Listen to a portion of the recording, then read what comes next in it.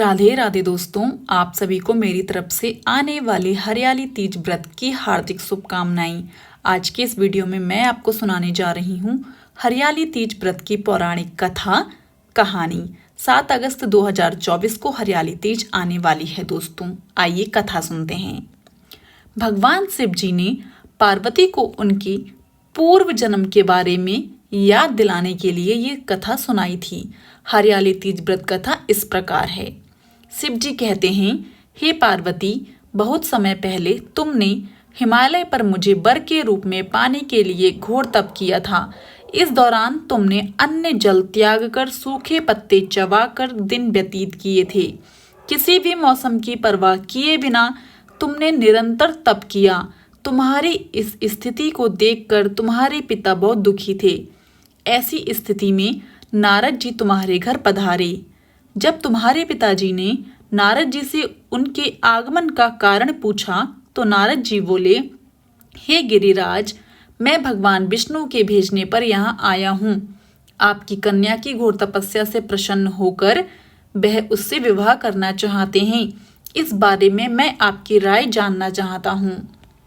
नारद जी की बात सुनकर पर्वतराज अति प्रसन्नता के साथ बोले, हे नारद जी, यदि स्वयं भगवान विष्णु मेरी कन्या से विवाह करना चाहते हैं तो इससे बड़ी कोई बात नहीं हो सकती। मैं इस विवाह के लिए तैयार हूँ। फिर शिव जी पार्वती जी से कहते हैं, तुम्हारे पिता की स्वीकृति पाकर नारद जी विष्णु जी के पास गए और ये शुभ समाचार सुनाया।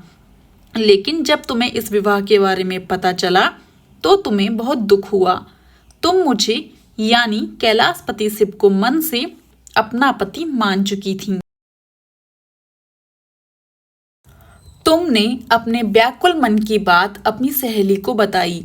तुम्हारी सहेली ने सुझाव दिया कि वह तुम्हें एक घनघोर वन में ले जाकर छुपा देगी और वहां रहकर तुम शिव जी को प्राप्त करने की साधना करना। इसके बाद तुम्हारे पिता तुम्हें घर में ना पाकर बड़े चिंतित और दुखी हुए। वह सोचने लगे कि यदि विष्णु जी बारात लेकर आ गए और तुम घर पर ना मिली तो क्या होगा। उन्होंने तुम्हारी खोज में धरती पाताल एक करवा दिए, लेकिन तुम ना मिली। तुम वन में एक गुफा के भीतर मेरी आराधना में लीन थीं। भाद्रपद तृतीय शुक्ल को तुमने रेत से एक शिवलिंग का निर्माण कर मेरी आराधना की, जिससे प्रसन्न होकर मैंने तुम्हारी मनोकामना पूर्ण की। इसके बाद तुमने अपने पिता से कहा कि पिताजी, मैंने अपने जीवन का लंबा समय भगवान शिव की तपस्या में बिताया है और भगवान शिव ने मेरी तपस्या से प्रसन्न होकर मुझे स्वीकार भी कर लिया है। अब मैं आपके साथ एक ही शर्त पर चलूंगी कि आप मेरा विवाह भगवान शिव के साथ ही करेंगे। पर्वतराज ने तुम्हारी इच्छा स्वीकार कर ली और तुम्हें घर वापस ले गई। कुछ समय बाद उन्होंने पूरे विधि विधान से हमारा विवाह किया। भगवान शिव ने इसके बाद कहा कि हे पार्वती, तृतीया को तुमने मेरी आराधना करके जो व्रत किया था उसी के परिणाम स्वरूप हम दोनों का विवाह संभव हो सका।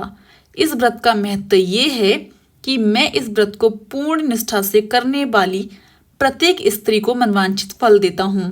भगवान शिव ने पार्वती जी से कहा कि इस व्रत को जो भी स्त्री पूर्ण श्रद्धा से करेगी उसे तुम्हारी तरह अचल सुहाग प्राप्त होगा। यहीं पर हमारी हरियाली तीज की व्रत कथा समाप्त होती है दोस्तों।